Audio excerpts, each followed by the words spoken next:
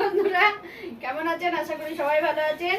তো আজকে তো দশহরা পুজো ছিল, বাড়িতে প্রচন্ড কাজ ছিল। একজন তাড়াল করে এরকম করে বসেছে, ওদিকে ক্যামেরা ঘোরানোই হয়নি। তো যাই হোক, প্রচন্ড কাজ ছিল। তো ওরা মোটামুটি 9টা থেকে 9:30-র মধ্যে আমার এখানে ঢুকে গেছে, আর আমার 10টার সময় বামুন আসবে বলেছিল। এবার আমি যেহেতু সমস্ত জোগাড় টোগাড় করে ফেলেছি, সকাল থেকে অনেকবার যাওয়া আসা হলো, রান্না চান টান হয়ে অনেক কিছু হলো। তো যাই হোক, যাওয়া আসা করেই হলো।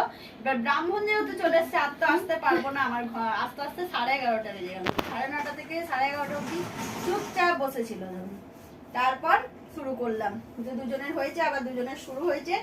ভাই বাইরে বসেই ছিল, ভাই ওদের ভাই বাড়ির ছেলে। তো ভাইকে বললাম যে এসিতে চলে এসো, সবাই তো বাড়ির, অসুবিধা নেই। তো এবার খিদে তো সবারই পেয়েছে, আর সব দোকান টোকান বন্ধ।